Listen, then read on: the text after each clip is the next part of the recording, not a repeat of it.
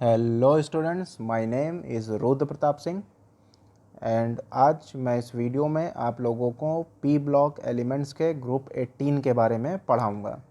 Group 18 को हम लोग नोबेल गैस भी कहते हैं। पी ब्लॉक आपके इनऑर्गेनिक केमिस्ट्री का पार्ट है। अगर आपने अभी तक हमारे चैनल को सब्सक्राइब नहीं किया है तो प्लीज़ उसको सब्सक्राइब करिए और बेल आइकन को प्रेस करिए। आप हमारे प्लेलिस्ट में जाके आपके इनऑर्गेनिक केमिस्ट्री के बाकी ग्रुप के वीडियो भी देख सकते हैं और ऑर्गेनिक केमिस्ट्री के भी देख सकते हैं। उसके अलावा फिजिक्स के भी काफ़ी वीडियो हैं उसमें। तो चलिए शुरू करते हैं आज ग्रुप 18 के बारे में। सबसे पहले हम लोग बात करते हैं पी ब्लॉक एलिमेंट्स का। इनका हम लोग ओवरव्यू ले लेते हैं। पी ब्लॉक एलिमेंट को पी ब्लॉक क्यों कहते हैं? इसमें जो एलिमेंट्स हैं उनको पी ब्लॉक में इसलिए रखा गया है क्योंकि जो उनका आउटर मोस्ट इलेक्ट्रॉन है वो पी ऑर्बिटल में एंट्री करता है, लास्ट इलेक्ट्रॉन। और पी ब्लॉक में आपके मैक्सिमम 6 इलेक्ट्रॉन ही आ सकते हैं। इसलिए जो पी ब्लॉक है आपका उसमें 6 ग्रुप रखे गए हैं, आपके ग्रुप 13 to 18। पी ब्लॉक का जो जनरल इलेक्ट्रॉनिक कन्फिग्रेशन है वो आपका NS2 Np126 है। हीलियम को छोड़ के हीलियम का NS2 होता है। तो अगर NS2 Np126 है मतलब P में आपका अगर 1 इलेक्ट्रॉन होगा वो ग्रुप 13 में आएगा, 2 इलेक्ट्रॉन में ग्रुप 14 में आएगा। और जब आपका P में 6 इलेक्ट्रॉन हो जाएगा मतलब वो कम्प्लीटली फिल्ड हो जाएंगे तो ये आपका ग्रुप 18 में आ जाएगा, जो नोबेल गैसेस का ग्रुप है।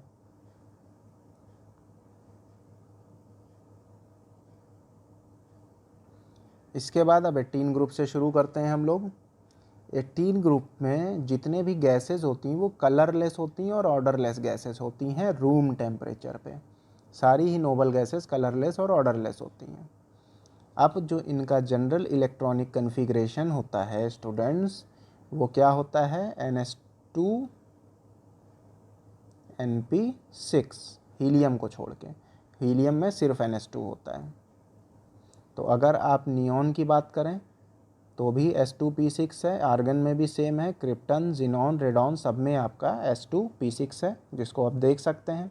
इसीलिए इनको एक पर्टिकुलर ग्रुप 18 में रखा गया है। अब अगर हम लोग फिज़िकल स्टेट की बात करें तो सारी ही नोबल गैसेस आपकी ऑर्डिनरी कंडीशन पे गैसियस फॉर्म में ही होते हैं, जितने भी आपके ग्रुप 18 के एलिमेंट्स हैं।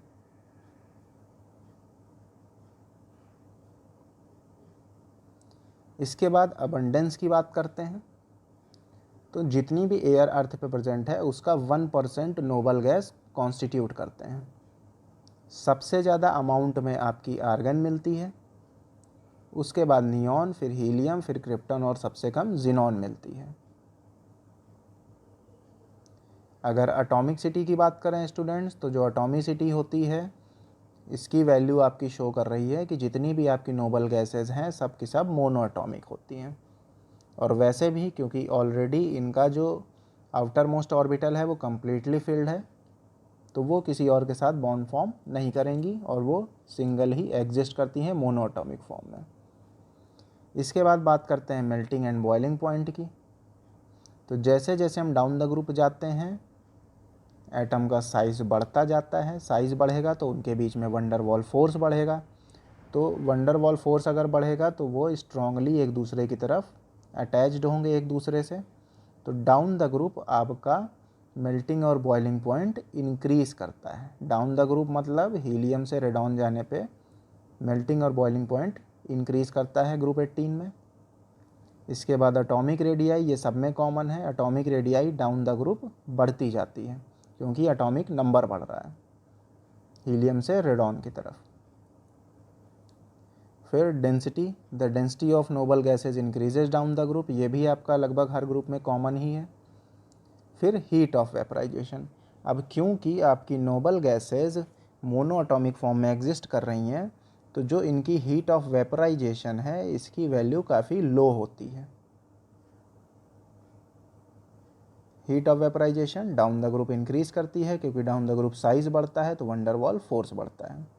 वैसे जो हीट ऑफ वेपराइजेशन है वो नोबल गैसेज या ग्रुप 18 की लो ही होती है।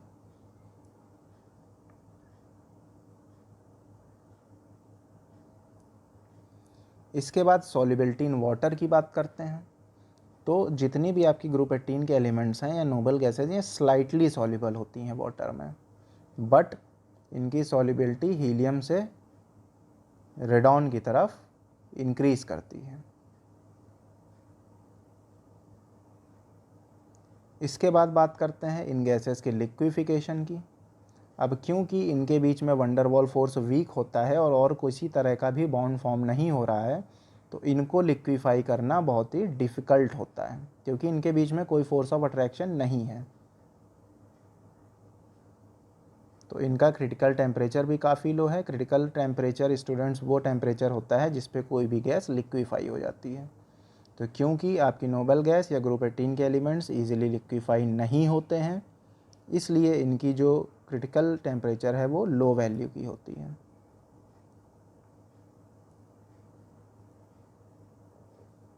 इसके बाद हम लोग बात करते हैं आयनाइजेशन एनर्जी की।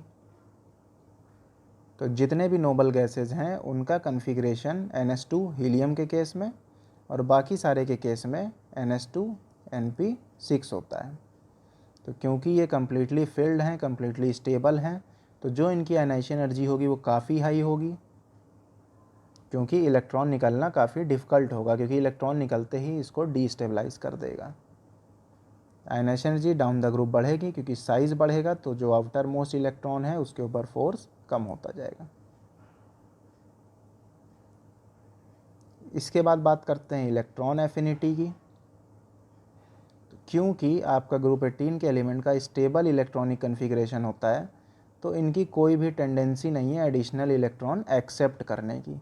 तो जो इनकी इलेक्ट्रॉन एफिनिटी है वो पूरे ग्रुप में सबसे कम होती है और ऑलमोस्ट ज़ीरो ही होती है, क्योंकि इनके पास स्टेबल कन्फिग्रेशन है।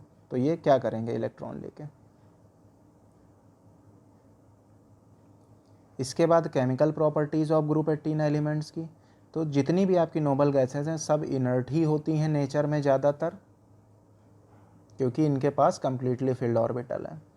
लेकिन जिनॉन और क्रिप्टन आपके कुछ कंपाउंड बनाते हैं फ्लोरीन और ऑक्सीजन के साथ। इसके बाद जिनॉन के कंपाउंड की प्रिपरेशन देखते हैं स्टूडेंट्स। जिनॉन को अगर आप एक्सिस में मिक्स करते हैं फ्लोरीन के साथ तो वो XeF2 बनाता है। लेकिन अगर आपका फ्लोरीन ज़्यादा है, फ्लोरीन 5 रेशियो में है, जिनॉन 1 में है, तो ये XeF4 बनाता है, जिनॉन टेट्राफ्लोराइड। लेकिन यहीं अगर आप 1:20 के रेशियो में यूज़ कर रहे हैं जिनॉन और फ्लोरीन को, मतलब फ्लोरीन का रेशियो 20 है और जिनॉन का 1 है, और 573 केल्विन और 60 to 70 बार प्रेशर जो काफ़ी हाई प्रेशर है, तो ये आपका XeF6 बना लेता है। XeF6 आपका ऑक्टाहेड्रल कंपाउंड है, जिनॉन हेक्सा फ्लोराइड।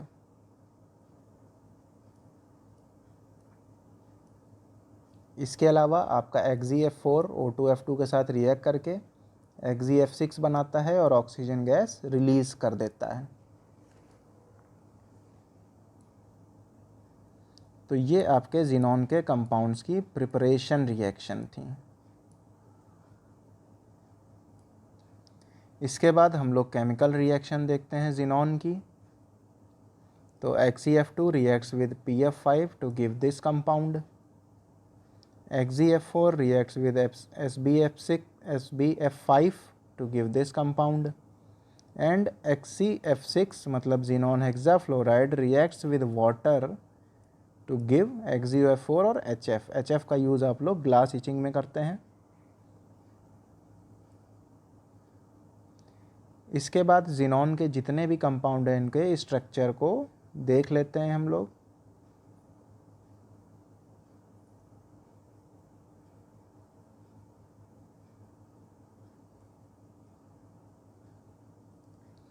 अब अगर हम लोग बात करें XeF2 का, तो XeF2 का स्ट्रक्चर आपका लीनियर होता है। ऐसे करके आपका Xe है, दो ऊपर नीचे फ्लोरीन है, बाकी लोन पेयर आपके इस ट्रायंगुलर प्लेनर में है।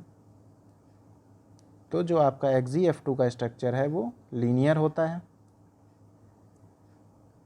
इसके बाद XeO2F2 की बात करते हैं। इसका स्ट्रक्चर आपका डिस्टॉर्टेड टेट्राहेड्रल होता है, जिसमें ये आपका Xg है, 2 फ्लोरीन ऊपर नीचे प्रेजेंट हैं। उसके बाद ट्रायंगुलर प्लेनर में ऑक्सीजन 2 और इधर एक लोन पेयर, तो ये डिस्टॉर्टेड टेट्राहेड्रन फॉर्म करता है। इसके बाद आपका XgO3 जो पिरामिडल स्ट्रक्चर बनाता है, इसमें 3 ऑक्सीजन ऐसे लगे हैं, यहाँ पे लोन पेयर है। इस वीडियो को पॉज करके जितने भी कंपाउंड है आप उनका स्ट्रक्चर नोट कर लीजिए। एग्ज़ाम पॉइंट ऑफ व्यू से, चाहे वो आपका बोर्ड हो या कोई भी कॉम्पिटिटिव एग्ज़ाम हो, ये स्ट्रक्चर काफ़ी इम्पॉर्टेंट है। इसके बाद जो XgO4 है आपका, वो टेट्राहेड्रल स्ट्रक्चर बनाता है।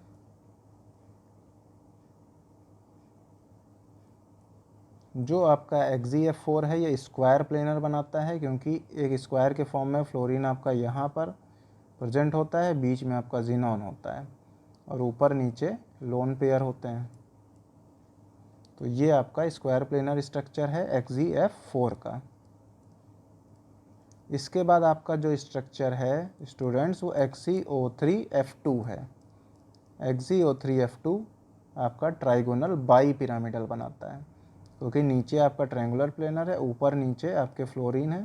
तो अगर आप उसको देखें तो वो ये एक पिरामिड बना रहा है जिसका बेस ट्रायंगल है, नीचे से भी ऐसे ही बनेगा। तो क्योंकि 2 पिरामिड बना रहे हैं इसलिए इसको ट्राइगोनल बाई पिरामिडल बोलते हैं। फ्लोरीन आपके ऊपर और नीचे प्रेजेंट हैं वर्टेक्स पे, और जो ट्रायंगल के वर्टेक्स हैं वो सब ऑक्सीजन है। इसके बाद जो आपका लास्ट स्ट्रक्चर है स्टूडेंट्स, वो है XgO2F4 जो आपका ऑक्टाहेड्रल स्ट्रक्चर बनाता है। बीच में आपका जिनॉन होता है, ऊपर नीचे ऑक्सीजन होते हैं, बाकी आपके फ्लोरीन प्रेजेंट होते हैं। तो ये आपका ऑक्टाहेड्रल स्ट्रक्चर फॉर्म कर रहा है।